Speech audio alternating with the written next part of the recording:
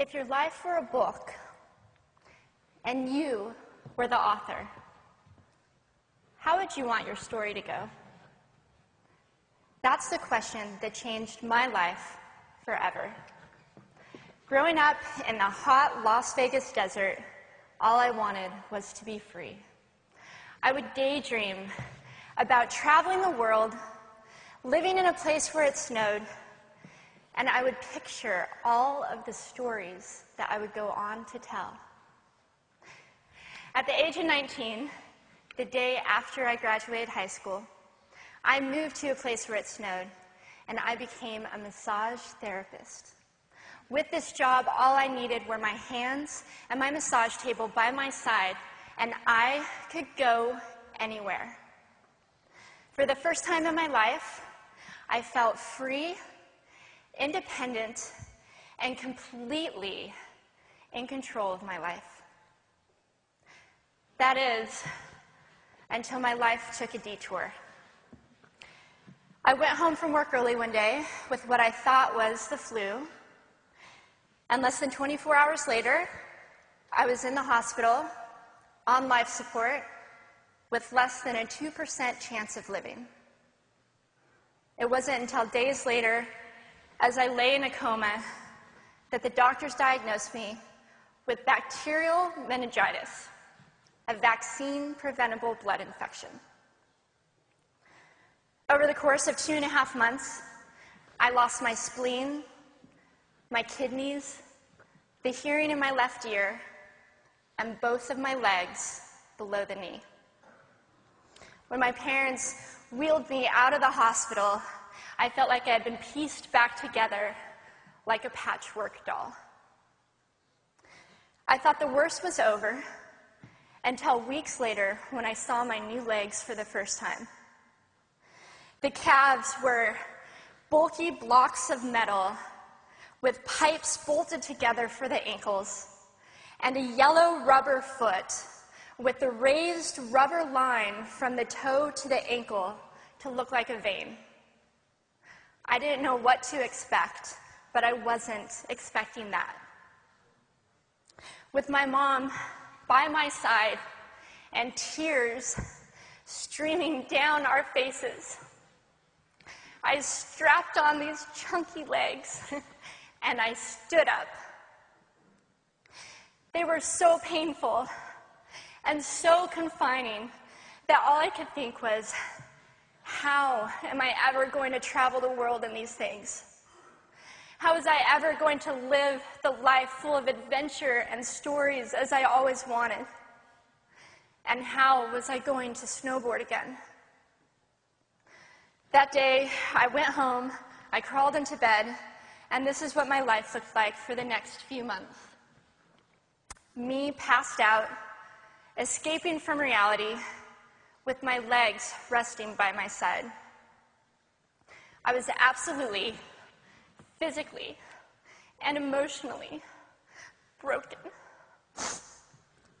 But I knew that in order to move forward, I had to let go of the old Amy and learn to embrace the new Amy. And that is when it dawned on me that I didn't have to be 5'5" anymore. I could be as tall as I wanted.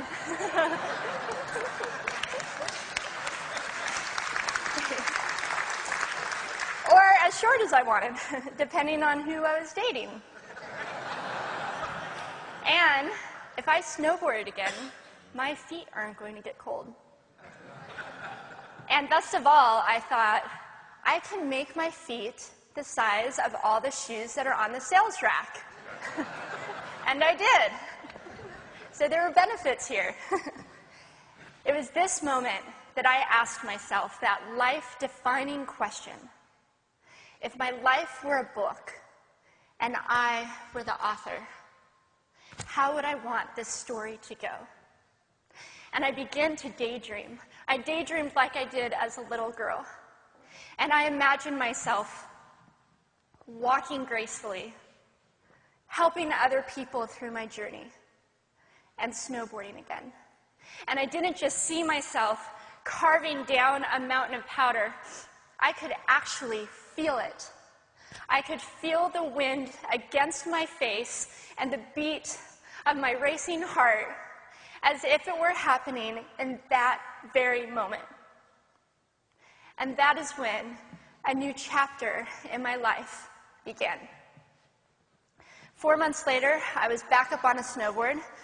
Although things didn't go quite as expected, my knees and my ankles wouldn't bend, and at one point, I traumatized all the skiers on the chairlift when I fell, and my legs, still attached to my snowboard, went flying down the mountain. And I was on top of the mountain still. I was so shocked. I was just as shocked as everybody else, and I was so discouraged, but I knew that if I could find the right pair of feet, that I would be able to do this again. And this is when I learned that our borders and our obstacles can only do two things. One, stop us in our tracks, or two, force us to get creative. I did a year of research, still couldn't figure out what kind of legs to use, couldn't find any resources that could help me. So I decided to make a pair myself. My leg maker and I put random parts together, and we made a pair of feet that I could snowboard in. As you can see, rusted bolts, rubber, wood, and neon pink duct tape. And yes, I can change my toenail polish. It was these legs and the best 21st birthday gift I could ever receive, a new kidney from my dad, that allowed me to follow my dreams again. I started snowboarding, then I went back to work, then I went back to school, then in 2005 I co-founded a nonprofit organization for youth and young adults with physical disabilities so they could get involved with action sports.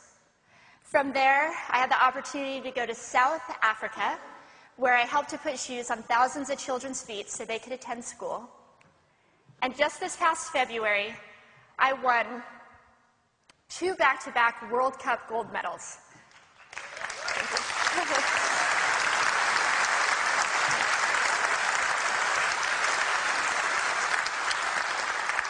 Which made me the highest-ranked adaptive female snowboarder in the world.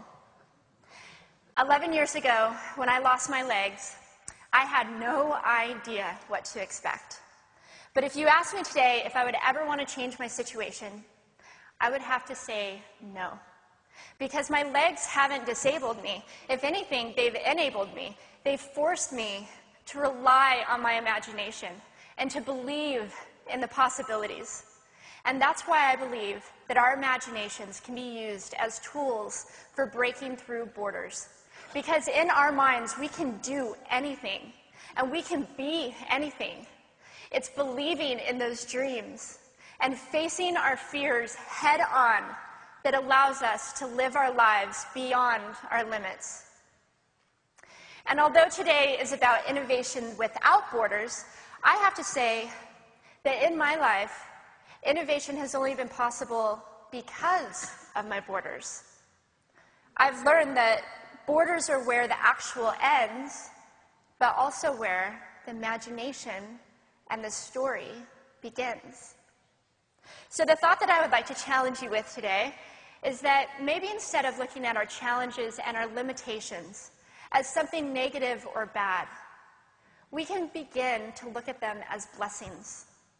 Magnificent gifts that can be used to ignite our imaginations and help us go further than we ever knew we could go. It's not about breaking down borders. It's about pushing off of them and seeing what amazing places they might bring us. Thank you.